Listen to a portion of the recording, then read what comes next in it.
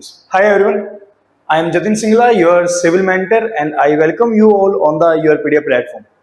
Friends, as you all know that this time Andhra Pradesh has come with several recruitments, and there are multiple departments in which they are going to recruit.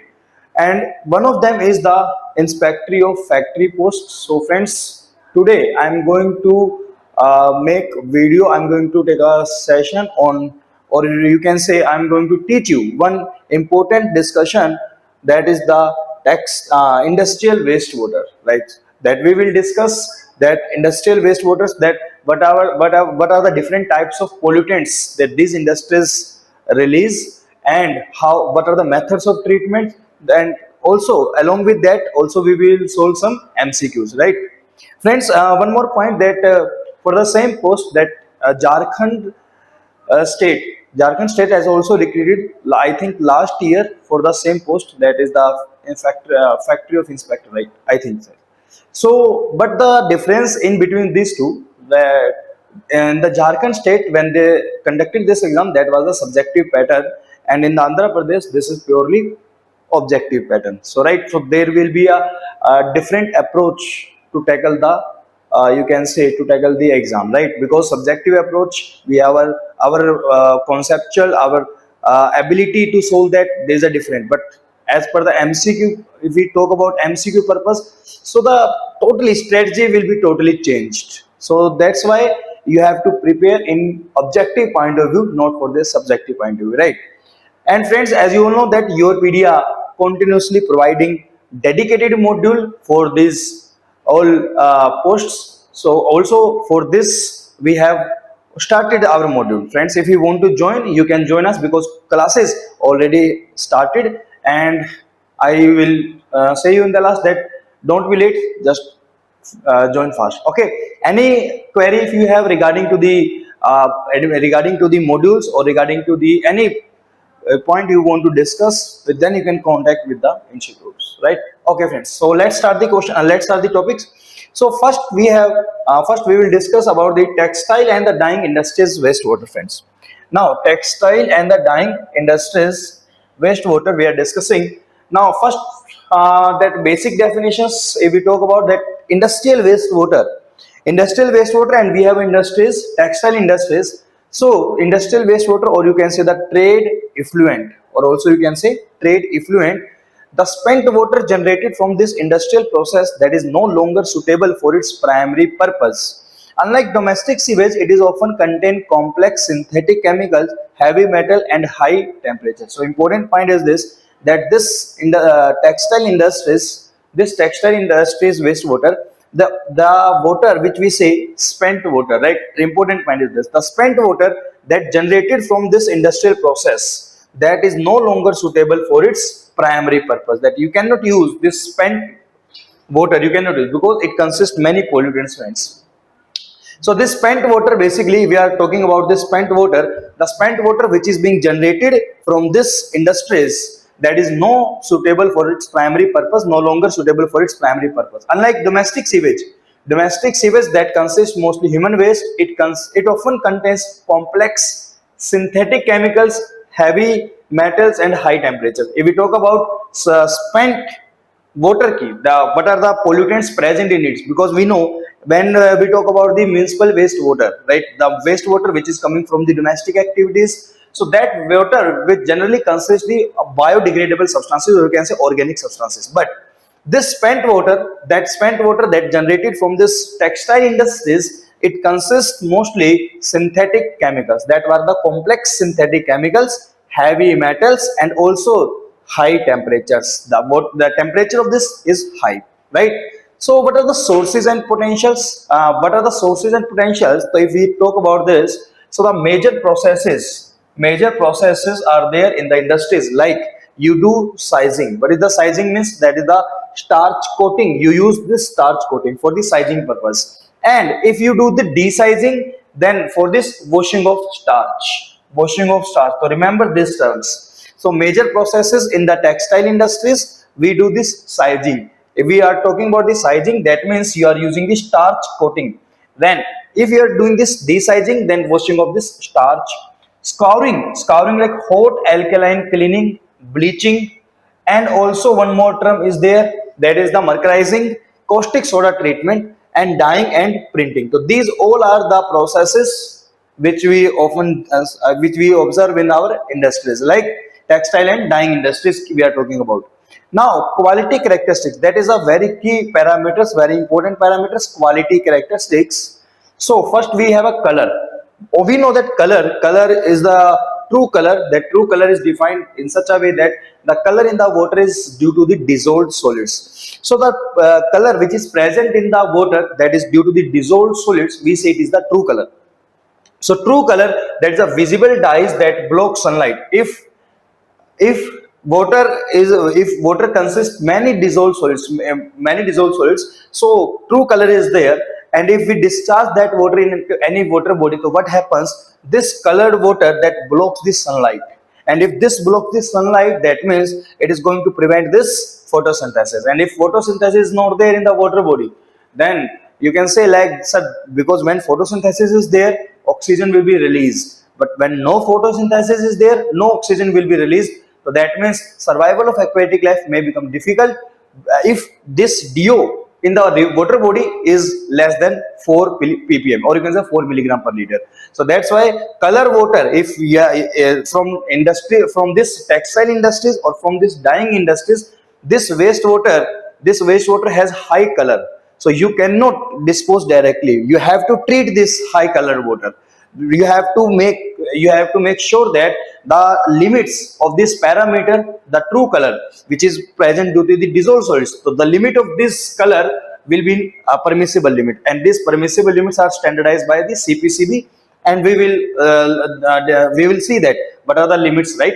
Next we have a high BOD. Also this wastewater that coming from this industries, it consists high BOD, biochemical oxygen demand.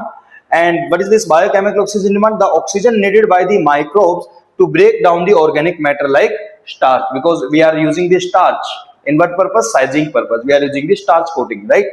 High COD, also high COD. COD is very high because this wastewater consists in large amount chemicals, in large amount synthetic chemicals, as we now the here complex synthetic chemicals, heavy metals, high, right? So that's why this oxygen needed to chemically oxidize everything. So high COD by BOD ratio indicate non-biodegradable pollutants.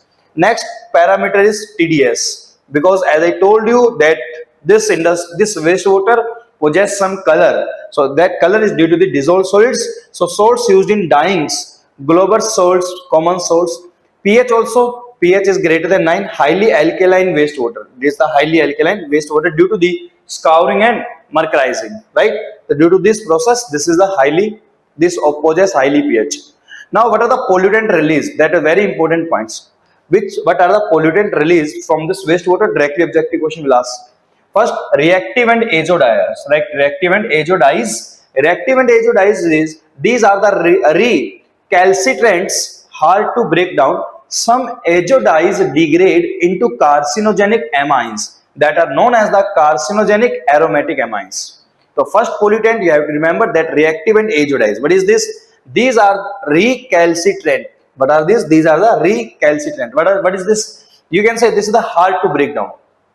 So azodyes if present, it is very hard to break down. If you want to break down this is a very hard process. So we are saying the recalcitrant, right? Some azodyes degrade, some, not 100%, not fully, some. Some azodyes degrade. Some azodyes can be degraded. Some azodyes degrade into the carcinogenic amines, right? So some azodyes degrade into the carcinogenic amines known as the carcinogenic aromatic amines, right? Next we have heavy metals like chrome, copper, zinc. They are basically present. Chlorinated compounds used in bleaching. So bleaching we have a formula calcium oxychloride. So this chlorine compounds are there, chlorinated compounds. Sodium sulfate, sodium sulfide, high salinity, harmful to freshwater aquatic life. Right? So basically these are the pollutants, but among these pollutants very important is azodyes. This is very important. Heavy metals also is very important, right? These two pollutants are very important, right? Next we have a treatment methods adopted, right? If we talk about the treatment, what the methods you will adopt in the treatment, right? So first we have a primary treatment. We go for this primary involves physical treatment and chemical treatments. What we do in this, we do basically screening, equalization. Screening, the purpose of screening is to removal of heavy suspended solids from the wastewater, right? So how we do this screening process? We, by the help of screens, we take some units known as the screens, and if we allow the water to pass through these screens, heavy suspended solids screened out. So only lighter particles, or you can say only the smaller amount of particles will move along with the water, because heavy, larger size particles screened out, right? We have a different type of screen: coarse screen, medium screen, fine screens, that depend the whatever the space between the bars, right? We have a different type of screens. But one process we go for this equalization.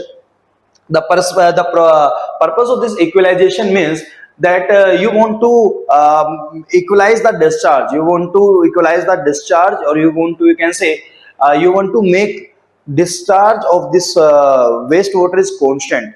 If we are saying that we are treating wastewater in the treatment plant, so in the treatment plant continuously wastewater is coming, and we have one unit in which we want to make sure that discharge becomes constant. We want to make sure. So before this treatment unit, we make this equalization chamber. The purpose of this equalization chamber to equalize the flow, right? So how it does work? So basically, what happens when the large amount of water comes, it stores that amount of water and only release some amount of water. But when very less amount of water is coming, so it what it does then, in that case, it release that stored water. It release that stored water, so that the discharge becomes constant, or flow becomes constant. So screening and equalization we do. Why we are doing this? Why we are ensuring that flow becomes constant? Because as I told you, that in this unit, what is this unit? We say that is a primary sedimentation tank we have generally to carry out the settlement of the organic suspended particles. So we want to show, because if we are not, suppose that we are not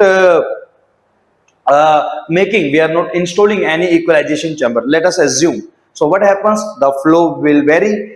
So in the fluctuations in the flow will be there. So when these fluctuations are there, so what happens? The plant, we use one term, this shock loading. When the shock loading in the flow is there, then your plant, the treatment will be stopped, because some microorganisms are there which cannot work in the fluctuating wastewater. So that's why we have to equalize this, right? Next, coagulation and flocculation. Coagulation, the purpose of coagulation, because if we are saying that we are doing the sediment, we have a sedimentation tank, right? So we have a sedimentation tank, and the purpose of this sedimentation tank to allow the settlement of the suspended particle, and this suspended particle will settle down by the action of gravity. But what happens if the particle size is large? This suspended particle very easily can settle down. But what happens if this particle size is very less? Suppose that the colloidal particles are there. So to carry out the settlement of these colloids, the time required, or requirement of the time, will be high. So it can be several days, it can be in several months. So we cannot wait for the several days, several months, because we want that the settlement takes place in a single day. So what we do in that case? So if our water sample consists, if our wastewater sample consists colloids in many quantity, so what we do? We aggregate these all the particles, so that when we aggregate these all particles, so these particles when aggregates, they form a flock. So that we are saying flocks formation is there, having a bigger size particle. So what happens? These colloids carry some charge. So when we aggregate these particles, they are naturally not combining with each other due to their charge, because same particle, these particles carry same charge. So when we do this, that these particles are naturally coming in us, or you can say interacting with each other, they repel with each other, so that's why particles cannot agglomerate naturally. So we want the agglomeration, so that's why we have to neutralize our charged particles. So in that case, we add some coagulants in that case, right? Like alum, you can use that. Copperous S, you can use that. Sodium sulfate, or also you can use that chlorinated copper. There are different types of coagulants, you can use that. So when charged particle becomes neutralized, after the neutralization takes place, these particles naturally agglomerate by the van der Waals forces. So after that flocculation process, and then after that we go for the sedimentation process, right? Adding chemical like alum, ferrous sulfate is your copperas, to clump together dyes and suspended solids, right? Next we have a secondary treatment. In the secondary treatment, generally purpose of the secondary treatment to remove the dissolved organic substances if present in our wastewater. So this secondary treatment that works on the different units, different mechanism you can say. One is the attached growth system, one is the suspended growth system. They are the different mechanisms. So secondary treatment, we have an activated sludge process that works on the suspended growth system mechanism, right? Activated sludge process we can use. Other also methods we have, but for this purpose we use this activated. For this wastewater we use this activated sludge process.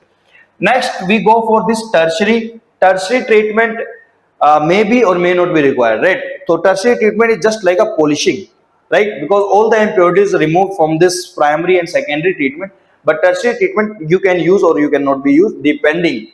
So that's why we are saying tertiary is the like a polishing of the water, right? So in this tertiary treatment, purpose of this tertiary treatment is to remove the source, and for this we go for this reverse osmosis desalination process. We are doing this, right? In the tertiary treatment also, disinfection is also carried out, because the microorganism, we want to kill all the microorganisms. So disinfection also if you do, then that will go into tertiary treatments, right? In the tertiary treatment, the very important point, zero liquid discharge, ZLD, that zero liquid discharge. So evaporation of RO reject water using multiple effect evaporators to recover salts. Through this generate hazardous solid waste, right? So ZLD, if we want to ensure that removal of the salts from the wastewater, right? So if we want this ZLD, zero liquid discharge, so in that case tertiary treatment is done. Okay. Now what are the permissible value as per the CPCB 2026 norms? So these values are for discharge into inland surface waters. Like, so I'm because industrial wastewater, you can dispose wastewater in land surface, you can dispose in the rivers, in the oceans, or in the inland surface waters. But so different for all these disposal sources, you have a different permissible values. So here I am talking about permissible values as per the CPCB for the inland surface waters, right? So parameters, we have a pH. Parameters is pH, and CPCB standards is 6.5 to 8.5. That if wastewater is coming from the textile or dyeing industries, what is the permissible value of pH you allow, that if you want to dispose it into the inland surface sources, what should be the permissible pH? That is the 6.5 to 8.5, right? And if you are talking about the BOD, that is very important point. BOD, that is very important for exam point of view. For the BOD is less than 10 milligram per liter. COD is the less than equal to 50 milligram per liter. Total suspended solids less than 10, and color Hazen unit, unit of color is Hazen unit, less than equal to 10, and ammonically nitrogen, that is less than equal to 5 milligram per liter. That is very, very important. And among these, this ammonically nitrogens, this nitrate you can say, these are the nutrients for the algae. If in excess quantity nitrate is present in the water body, you will observe that algal bloom is there. So this is known as the eutrophications. So right, to prevent algal blooms, eutrophication. So that's why this limit on this nutrients, because these are the basically nutrients. Along with nitrate, also nutrients of algae are phosphate, sulfate. These also are the nutrients. Primary pollutants, if they ask the primary pollutants of eutrophication, then we say phosphorus. But we are talking about the textile industries wastewater, dyeing industries wastewater. In this wastewater, this ammonia nitrogen generally present. So that's why we are saying this, right? Okay, now question number 1. Why is the COD limit stricter than the BOD limit 10 in the 2026 CPCB norms for the textile effluents? If we talk about this permissible limit, so BOD is less than equal to 10 milligram per liter, COD is less than equal to 50 milligram per liter. So question is saying that CPCB norms is saying that permissible value of BOD is less as compared with COD, right? Why? But why it happens? Because you have to remember this point. In our wastewater, organic matter is present, right? And also these organic matter is of two types. One is the biodegradable, one is the non-biodegradable. This biodegradable organic matter they decompose by the action of microorganisms. And when biological activity is there, so what happens? This microorganism decompose organic matter in the presence of oxygen, decompose biodegradable organic matter and forms the biomass. This is the biological activity which takes place whenever the biodegradable organic matter present in the water sample along with these microorganisms. Now, if suppose that BOD is of wastewater, permissible value of BOD wastewater, yep, not about permissible value, let us suppose BOD is high, just assuming that you have a wastewater from the industries and this industries possess very high value of BOD. It means BOD is the indicator of biodegradable organic matter. The full form of BOD is biochemical oxygen demand. The oxygen required to carry out the decomposition of biodegradable organic matter. If BOD of industrial wastewater is very high, what does it stands for? What does it mean? It means like your wastewater consists high amount of organic matters. Your wastewater consists high amount of organic matter, and if it happens, so that means the biological activity is going to be there. And if you allow this wastewater into this our inland water sources, like any water body, so what happens? This organic matter enters in our water body, and what happens? Biological activity will be there. And this biological activity, we are saying that microorganism in the presence of oxygen decompose biodegradable organic matter. So basically, to decompose the biodegradable organic matter, microorganism requires some oxygen, and this oxygen is the DO, which is consumed by the microorganism. So if biodegradable organic matter present in our water body, so microorganism consume all the DO of the water body to in decomposition of the and carried out the decomposition of the biodegradable organic matter, so that DO level of the water body is lesser. And if this DO value is less than 4 milligram per liter, then survival of aquatic life made difficult.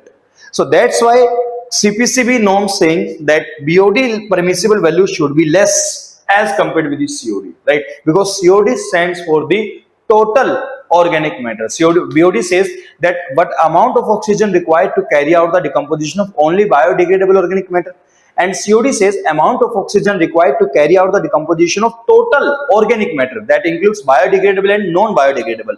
So total organic matter. So that's why BOD is very high important, because BOD directly indicating the you can say indicating the biodegradable organic matter. So that's why we are saying this.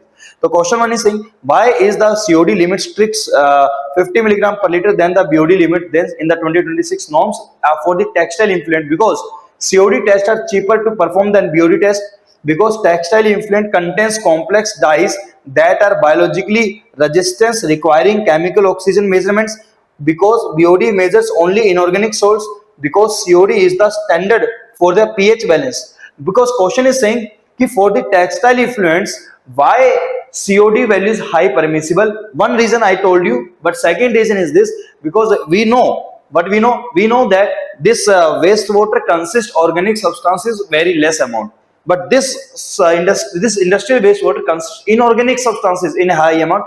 Synthetic chemicals are there, heavy metals are there. So that's why BOD value for this wastewater comes out to be less, and COD value for this wastewater comes out to be higher. So that's why the answer is option B, because textile effluent contain complex dyes that are biologically resistant, requiring chemical oxidation measurements. So that's why B will be the answer. A textile effluent treatment plant treat 10 kiloliter per day of wastewater. 10 KLD, 10 kiloliter per day of wastewater. After secondary treatment, the BOD is 20 milligram per liter and the color is 100 Hazen. What is the next mandatory step to meet CPCB 2026 standards BOD 10, color 10? Right. So again, question is this: we have a textile effluent treatment plant that treat 10 KLD of wastewater. After secondary treatment, the BOD is 20 milligram per liter. We have performed secondary treatment and we observe that BOD is this, and the color is 100 Hazen. What is the next mandatory step to meet CPCB 2026 standards BOD 10 and color 10? Now, after we have performed this secondary treatment, we have done this secondary treatment. Now, after that, because if we have done this secondary treatment, we observe that BOD is still 20 milligram per liter, but we want BOD as per the norms 10 milligram per liter. Then what can we do? So in that case, we go for the tertiary treatment. We go for the tertiary treatment, and but according to the option, what happens? Let us now see the options. Discharge directly into the river causes BODs below 30. No, because question is saying CPC norms is this. Treatment, tertiary treatment using RO, ultra filtration and activated carbon. This you can go for. Dilute the effluent with fresh water. Add more chlorine to bleach the color. No. So you go for this option B, because option B is saying tertiary treatment. If you do this tertiary treatment using RO, reverse osmosis, या ultra filtration technique, if you do this, so what happens by using this ultra filtration technique, by reverse osmosis technique, you remove dissolved solids. You remove dissolved solids from the water. So that's why initially dissolved solids, due to the dissolved solids, color is 100 Hg. If you use this ultra filtration techniques, maximum dissolved solids removed. So that's why the color value from 100 Hg units comes to 10 units, right? So you go for this. But what about this BOD? So to remove these organic substances, so we go for this activated carbon. Although activated carbon, it absorbs these substances on our surface, on its surface, and settle down. So that's why you can, as per the options, you can use this, right? As per the options, so the correct option is Bombay option. Now next we have, friends, what does a high TDS in textile effluent specially indicating regarding environmental damage? What does a high TDS? If TDS in textile effluent is high, that it indicates regarding environmental damages. What is this? What is that? It will immediately kill fish due to toxicity. No.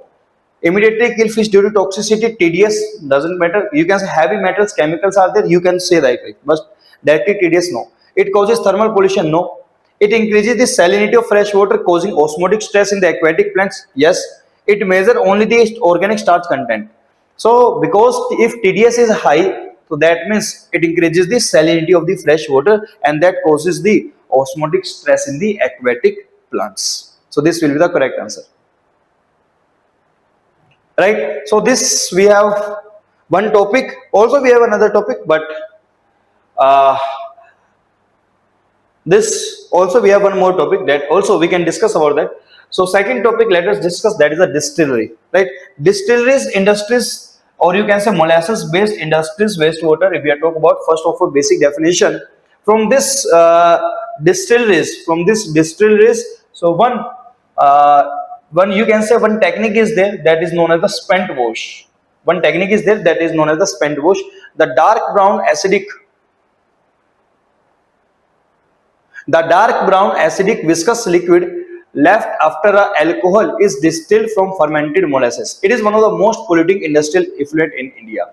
Now again listen what happened. But this spent wash technique, if we are talking about, what is this? The dark brown acidic viscous liquid left after the alcohol is distilled from fermented molasses. And what happens when we ferment this molasses? When this molasses are fermented, so and after that, if we by using the distillation process, so this wastewater which is coming from this process, that is the spent wash. उसको क्या बोलते हैं? Spent wash बोलते हैं, spent water बोलते हैं. तो ये जो स्पेंट वॉश है, this spent wash is the sources of spent wash is distillation columns, because yeah, remember this point. This spent wash, this is the wastewater that coming from this distillation chambers, or you can say distillation columns, after from the fermented molasses, right? For a very important point, for every 1 liter of alcohol produced, approximately 12 to 15 liter of spent wash are generated. For every 1 liter of alcohol produced, approximately 12 to 15 liters of spent wash are generated. It has extremely high organic load. Again, second point, high organic loading. Color quality characteristics, again color dark brown, because due to the melanoidins, this due to the presence of this, it is the dark brown color, a complex polymer formed during the molasses processing. Temperature discharge hot 70 to 80 degrees Celsius. pH is low, typically 3.5 to 4.5, highly corrosive, and also it consists no inorganic substances also. So COD is also high, very high sulfur and potassium content. Now what are the pollutant released? Again very important, one is the melanoidins, These are the dark brown polymer that causes color, and also they are the recalcitrant. Recalcitrant means that is hard to biodegrade and toxic to microbes. Another one is potassium. If this wastewater is discharged on the land, potassium saturates the soil, ruining its permeability, blackening of soil we say. Right? Remember this term, blackening of soil, because reduction in permeability. Sulfate reduces to H2S gas, rotten egg smells. Sulfate that converted into H2S gas that have a rotten egg like smell, right? And what are the treatment methods adopted? So also for this we go for this primary treatment that includes biomethanation. Biomethanation means anaerobic digester. Anaerobic digestion means in this biomethanation, anaerobic digestion, when anaerobic decomposition is there. So what happens? The organic matter converted into first acid alcohol, and after that this acid alcohol further converted into methanes. So in the end product we are getting the methane, biomethanation. And from, because also other gases also there like CH4, CO2, H2S, NS3. So among these gases we separate this methane from distillation process, and we use this methane as a fuel because it has a high calorific value. So this is the biomethanation, anaerobic digestion. This is an energy positive step. Bacteria convert organic matter into the biogas methane, reducing the COD by 60 to 70%. Next, secondary treatment, two-stage biological treatment, anaerobic plus aerobic. The aerobic steps further reduces the BOD. And in the last, you can go for the polishing, RO, or incinerations. Incineration means the burning, right? Due to the dark color, most distilleries are moving towards the ZLD by burning the concentrated spent wash in boilers, incinerating the effluent to recover the energy. If you go for this burning, in what the end product, incinerating the effluent, if you incinerate this effluent, the end product you are getting heat like this, and you use this energy, like you use this heat, right? Further you can use this heat for different purposes. Permissible values, CPCB distillery standards, pH 6.5 to 8.5, BOD less than equal to 10 milligram, same BOD 10 milligram per liter, and COD less than equal to 50 milligram per liter. Color almost zero. Water should be clear. From distillery industries, water should be clear, that is very important. And BOD less than 10 milligram per liter, mandatory for the ZLD discharge. Land irrigation standards, if we use for farming, specific limits on TDS potassium exist, though direct discharge to land is now highly restricted. Now question, why is biomethanation is preferred first step for treating distillery spent wash instead of the direct aerobic treatment? Because what you say, option A, because the spent wash is too hot for aerobic bacteria, because the high organic load makes anaerobic treatment cost effective as it produces methane gas, because aerobic treatment removes color better, because anaerobic treatment raises the pH automatically. So the correct answer is option Bombay. Why? Because option B is saying because the high organic load makes anaerobic treatment cost effective. Anaerobic treatment cost effective as it produces methane gas. Now because we have a highly organic loading rate, we can go for aerobic decomposition, but in this aerobic decomposition we have to ensure that the sufficient amount of oxygen. So for that we supply the oxygen, that will not be cost effective. But if we go for this anaerobic decomposition, so in the anaerobic decomposition, that decomposition takes place in the absence of oxygen. So no need to supply oxygen anywhere, but also in the end product of this anaerobic decomposition, we found some methanes, and we can use that methane as a fuel. So that's why if we compare both the processes, we are say that anaerobic decomposition is highly efficient, right?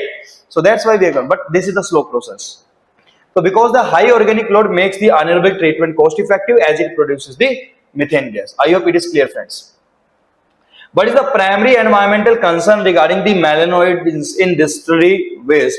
They are radioactive, they cause rapid oxygen dissolutions, they are recalcitrants. Yes, they are recalcitrant colors, hard to break down compounds that inhibit photosynthesis and resist the biological breakdown. So that correct answer is C options. Correct answer is C option. So that's so these are the some points. One more question we have. A distillery implements ZLD after reverse osmosis. What is the typical done with the highly concentrated reject streams? So for that, concentrated further in evaporators and incinerated or used as a fuels in the boilers to further remove the salts. We go for this process, right? So friends, these are our topics. So if you are preparing and if you are preparing this industrial wastewater topic, you need to prepare the topic in this sequence. Like first of all, you have to prepare, you have to first of all you need to know that what is the basic what is that wastewater which we say which is highly pollutant, which consists pollutants in high concentration, right? So that, as I told you, spent wash is there. So spent wash is there, so that consists pollutants in high quantity, right? So spent wash is there. So first of all, you need to know about that. And second point, you need to know that what are the process by which this spent wash coming from this industrial wastewater. Second, you have to know the quality characteristics that are very important. Quality characteristics, so it has high color. What is the reason of high color? That is a dissolved solids. High BOD, what is the reason? That of due to the biodegradable organic substances. High COD, reason is that due to the high inorganic substances, heavy metals, chemicals are there. And TDS, again total dissolved solids are there, right? So you need to know these points. From this industrial wastewater consists these pollutants, so due to that these are the parameters which are going to be, right? First, further pollutant release, what are the pollutants that are released, you need to know that. And after that, what are the methods of treatment, and after that you go for this MCQ. CPCB norms are also important, and after that you will use this MCQs. In this sequence, friends, you have to prepare your topic, right? So no need to go in detail. Okay, friends. So if you have any query regarding this, you can comment. And if you want to know any query, if you have any query regarding the course, you can contact us. Okay, thank you.